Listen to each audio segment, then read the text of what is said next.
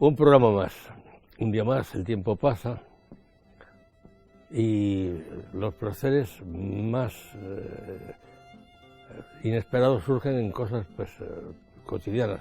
Para mí la lectura y el conocimiento de los usos y costumbres de aquellas personas que se dedican y hacen de su vida profesional el de escribir y el de contar historias, el de narrar aventuras o simplemente difundir cuestiones técnicas o curiosas simplemente, me apasiona.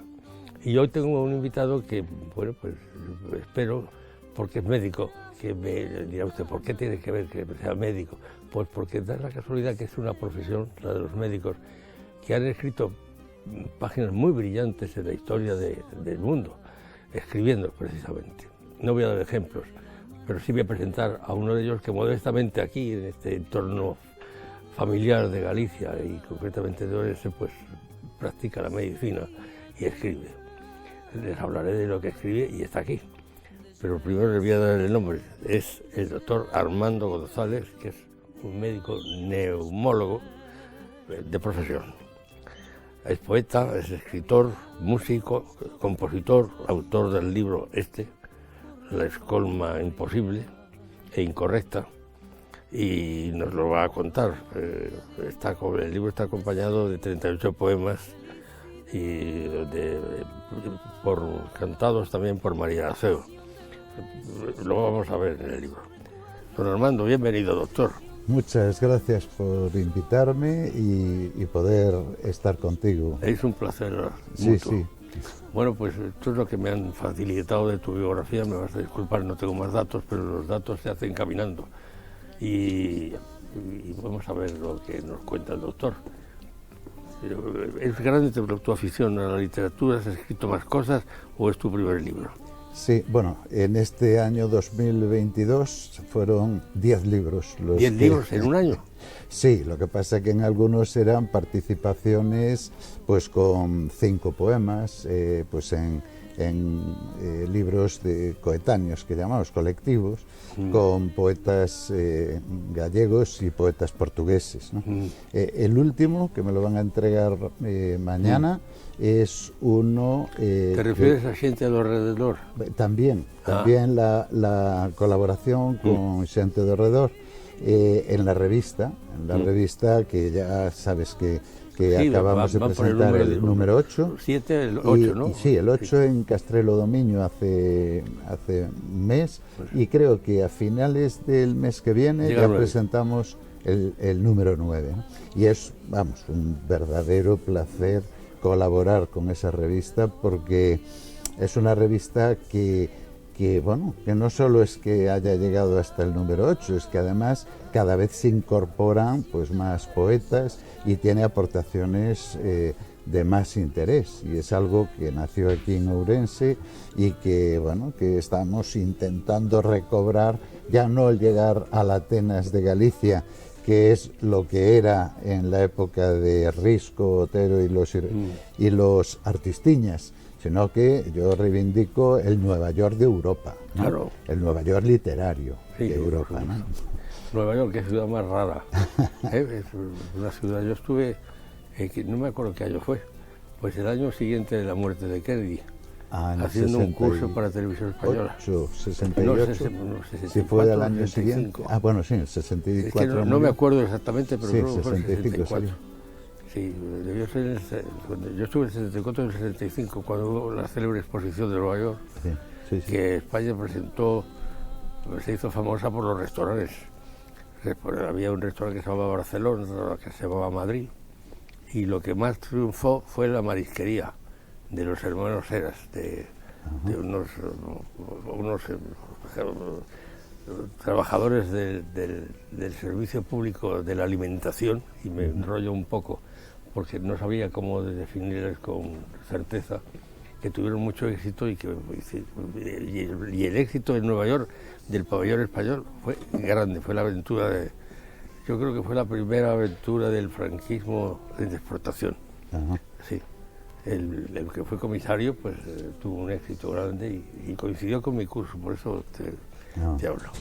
Bueno, pues Pues hablemos del libro que tiene la gentileza de regalarme, La escolma imposible e incorrecta. ¿Qué es este libro? ¿Qué cuentas en él y qué recoge? Sí, es un libro, es mi primer libro de poesía, por decir así, publicado, en el que lo que hice fue sacar todo lo que tenía en carpetas desde el año 1973 y hacer una escolma, o sea, una selección. Por supuesto dice incorrecta porque cualquier persona que intentara hacer esa escogida, esa escolma, pues seguro que escogía cosas diferentes a las que yo escogí, ¿no? Pero bueno, trataba un poco de coger un poco de todo, desde las primeras poesías, que más que poesías eran letras de canciones. Yo me dedicaba a cantar, era cantautor en aquella época, y entonces lo que hacía sobre todo eran letras de canciones. Muchas eran canciones protesta en las que lo que reclamaba la gente, el público, los que iban a los recitales, a los conciertos, era pues era caña, dar caña, pero no se podía dar caña abiertamente porque había una censura, había unas limitaciones para poder cantar lo que uno quisiera, y entonces había que esconderlo de alguna manera, buscando metáforas, algunas otras pues eran demasiado, vamos a decir, demasiado claras, demasiado panfletarias, y esas traté de omitirlas del libro, pero también quería dejar algunas como muestra de lo que era una época, claro, ¿no?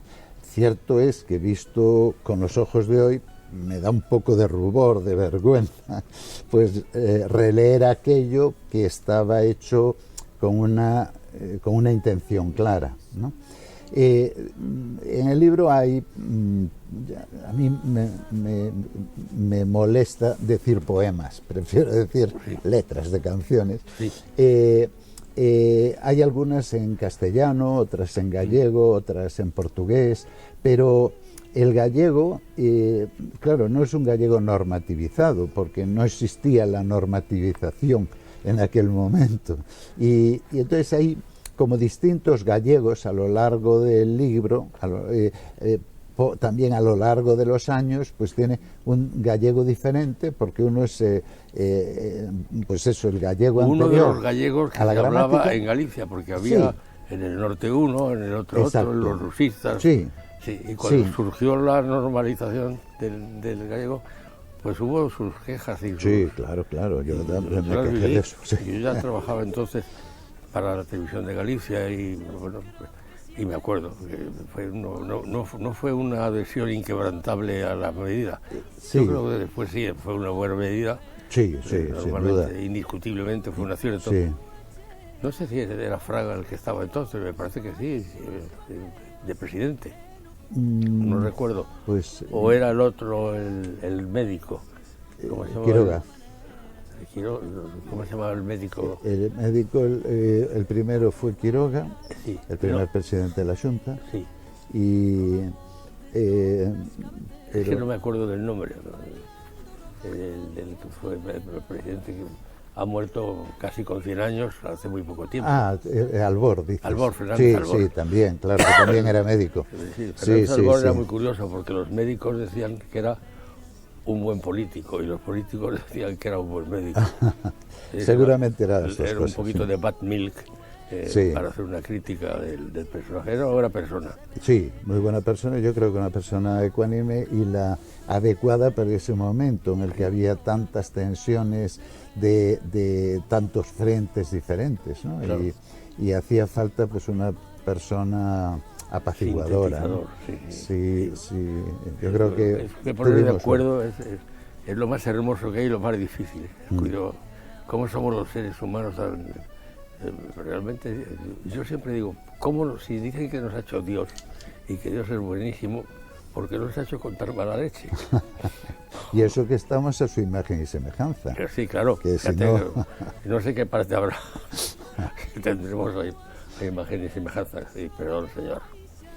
son palabras, solamente los sentimientos son mucho más profundos. Sí, sí. Bueno, sigamos con las cosas. Sí, entonces, claro, es un resumen de todo lo escrito, pues desde el año, creo que el más antiguo es de 1973. Y luego, bueno, hasta 2019, que fue cuando lo publiqué. Precisamente lo publiqué, lo presentamos María Doceo y yo en el Liceo, también en Santiago, pero al mes de presentarlo llega la COVID, yo cojo la COVID, tengo que ingresar en el hospital y claro, a partir de ese momento dejamos de hablar de mi libro. Claro. Y lo dejamos porque no era prudente pues juntar a personas para hacer presentaciones por ahí adelante, porque era someter a la población en riesgo. Y bueno, ahí quedó. Lo cual no quiere decir que no siguiera, bueno, pues haciendo cosas y bueno, pues quedó ahí. Y ahora, pues hombre, quería presentártelo a ti, ¿no? Enseñártelo a ti y a todo tu público, a todos tus lectores amigos, porque es un libro que tiene por una parte letras de canciones que son canciones que canta María Doceo, que tienen sus discos. En total aparecen en este disco, digo, en este libro, con dos CDs, pues 38 canciones. 38 canciones que son hechas por los dos, es decir, que son letras mías y músicas de María Doceo. Ajá. Y bueno, pues era lo que teníamos hasta ese momento y por eso también un poco fue el empujón para hacer el libro, pero considerábamos que 38 canciones para dos CDs, pues son muchas canciones, sí, ¿no? Normalmente un CD trae 12 y fíjate, 38 son 4 veces, ¿no? Y por otra parte, la otra parte del libro, pues son eso, poemas muy variados en la temática, en el estilo. Unos pues son bueno, pues tienen su ritmo, su cadencia, los caireles de la rima, como decía León Felipe, porque estaban pensados en ser musicalizados, y otros pues ya mucho más abstractos y no tan sujetos o enfajados a lo que es pues eso, el ritmo, la rima, la métrica y esto, ¿no? Eran versos más libres. Exacto. O sea, ¿y por qué? Una pregunta, ¿por qué unos están con orientación al norte y otros al sur? Pues el libro se puede abrir de forma normal, con la portada, en la portada en la que aparece María Doceo, y ahí están las 38 letras de las 38 canciones. Y si el libro se abre, por el otro lado, poniendo la foto en la que estoy yo solo, la portada en la que estoy yo solo, pues a partir de ahí serían todos los escritos, los poemas, los relatos que no van acompañados de música, es decir, que no están en los dos CDs. O sea, simplemente tu creatividad. Pues muy bien, lo leeré con cariño y ya te diré cuál, que seguro que me va a gustar, porque María Doceo es un personaje muy... Yo no tengo el gusto de conocerle personalmente, porque no hemos conseguido. Yo salgo muy poco, ¿no?, de mi casa. Y en dos ocasiones he estado a punto de que se diera la circunstancia de poder coincidir, pero pero tengo ganas de verla y escucharla en persona. Pues va a presentar un discazo ahora en el mes de diciembre, que es todo dedicado a Galicia. Tiene letras, bueno, tiene 3 o 4 letras mías, de canciones mías, pero luego el resto es de poetas gallegos, pues desde Manuel María hasta poemas, no digo inéditos, pero casi inéditos, de Rosalía de Castro, poemas de Pepe Velo, el que secuestró el Santa María, el Paquebot Santa María, Vamos, una serie de canciones es muy interesantes. curioso que a una persona le recuerden por haber secuestrado. Sí. Y yo me acuerdo ahora que lo dices tú, que fue un suceso nacional. Nacional, claro. Pues Pepe Velo, tiene una serie de poemas que son muy interesantes y uno de ellos lo musicalizó María Doceo. Por tanto, te invito a que, si no la conoces personalmente, que cuando presente su disco, que la invites para que esté contigo y ella te cuente o te hable de su disco, porque quieras o no, son poemas de autores gallegos y que encajan perfectamente en tu programa, ¿no? Sobre la lectura. No, sí, yo vamos, no se ha aterciado, simplemente esas cosas que los programas, pues de repente te falta gente un día y dices, ahí va, ¿a quién me invito yo mañana? Y otras veces pues dices, pues oye, pero no puedo hasta dentro de un mes y medio. Sí, yo sé que estaría encantada, porque vamos, tiene un concepto de ti excelente, pues, como todos tus... Pues está invitada, con muchísimo gusto a que venga y a que nos cuente y a que... Aquí no ponemos música porque no tenemos medio para ponerlo y habría que hacer un montaje, es una complicación, pero la letra, a explicarlo. Y tus proyectos futuros, pues fíjate, aparte de eso que me has dicho ya... Ahora estoy muy emocionado, se puede decir, porque ya tengo terminado, está pendiente, yo creo que se publicará en enero, pues un libro que es mi primera experiencia en este tipo de novela, que es una novela, realmente le llaman novela negra, pero yo le llamo novela gris marengo, con toques verdes, rosas y morados, porque es una novela policíaca que sucede aquí, en Ourense, en la que surgen una serie de temas policíacos que resuelve una tenienta de policía, y en el que, al estar ubicado en Ourense, pues las cafeterías, los bares, los lugares a donde se viaja e incluso donde sucede la trama, pues son todas cuestiones conocidas pues absolutamente por todos los ourensanos, ¿no? Ese es quizás el atractivo que tiene pues esta novela. Y digo que no es negra porque no hay mucha sangre, no hay disparos o muchos disparos, sino que más bien pues juegan otros factores, ¿no? Un poco rosa porque tiene pues su parte romántica y un poco morada porque también hay mucha protagonista femenina y eso le da también ese toque morado, ¿no? Pero bueno, por no hacer, ¿no?, descubrimiento de la trama de la novela, no te comento más, solo decir que el título es Pasos na azotea, o sea, pasos en la azotea, que es un término que utilizan mucho en Sudamérica cuando se refieren a la falta de memoria o a trastornos de tipo mental o ¿no? Tiene gracia hablar de Sudamérica. ¿Y qué riqueza cultural tiene Sudamérica que no es realmente conocida? Sí. Yo hice un programa para la televisión española que fue muy criticado por la izquierda aquí en España, injustamente, y que se llamaba 300 millones.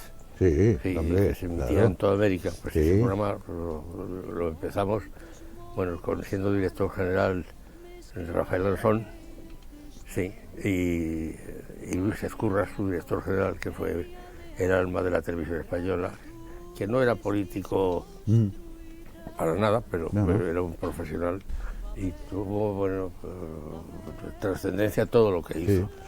Y hicimos aquel programa y tuve la ocasión de conocer a mucha gente de América, y ha habido gente muy importante. Y luego están los sonoros, los que hacen ruido, y los que estropean Iberoamérica, que, en fin, que a los pueblos les seducen con historias e inclusive el mensaje, si es que puede ser positivo, que ¿por qué no?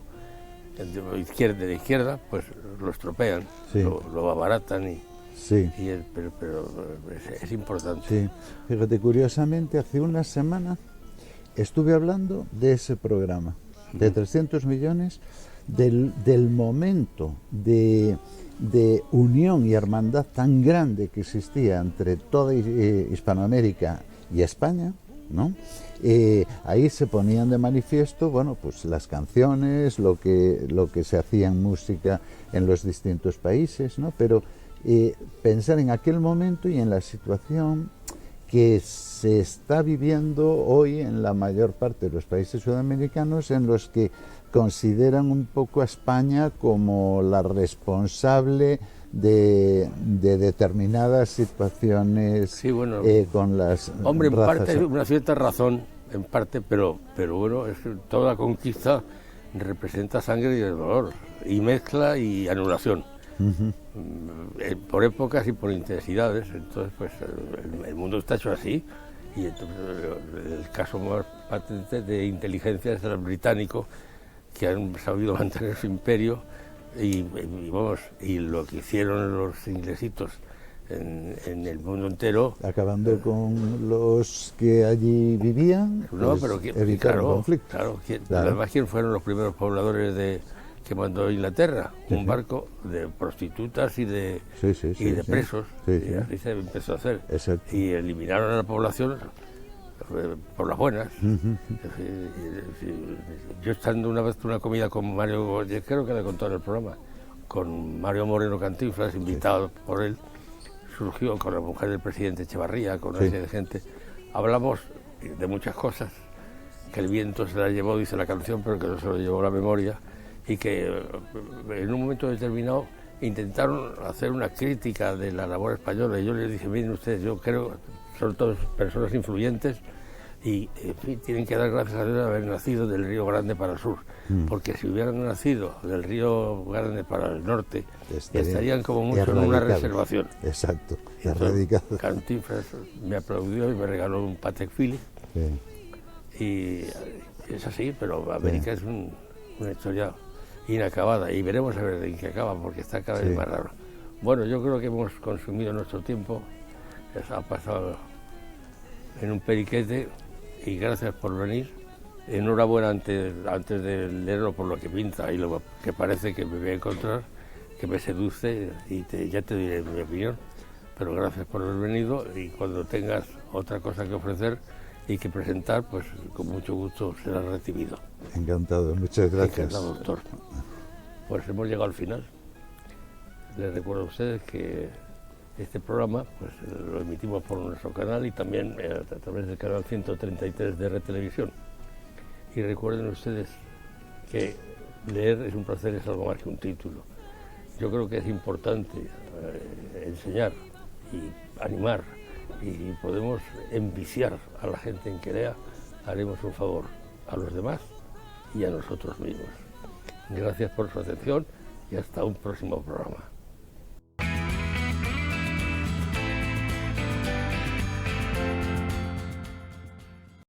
Bueno, pues esta semana las novedades, los libros más vendidos de novedad han sido, en primer lugar, de José Castro, del juez Barrotes Retorcidos, Memorias de un juez, editorial Plural. Retorcido por ser un referente en la investigación. Contra la corrupción política, el juez José Castro, una vez jubilado, rinde cuentas en Barrotes Retorcidos de su recorrido profesional.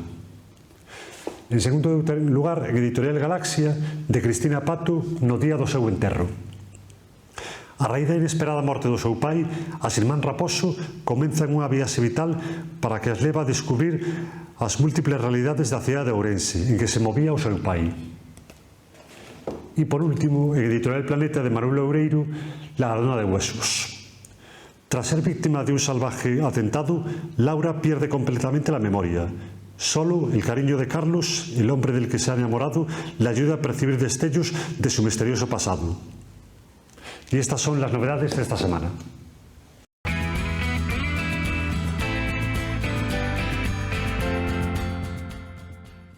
Esta esta semana los libros más vendidos han sido, en primer lugar, en Editorial Grijalbo, de Jaime Peñafiel, Alto y Claro.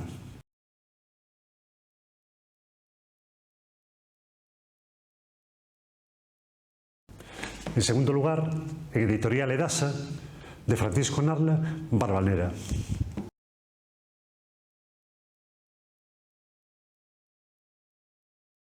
Y por último, en Editorial Alfaguara, de Joel Dicker, su última novela, que es El caso de Alaska Sanders.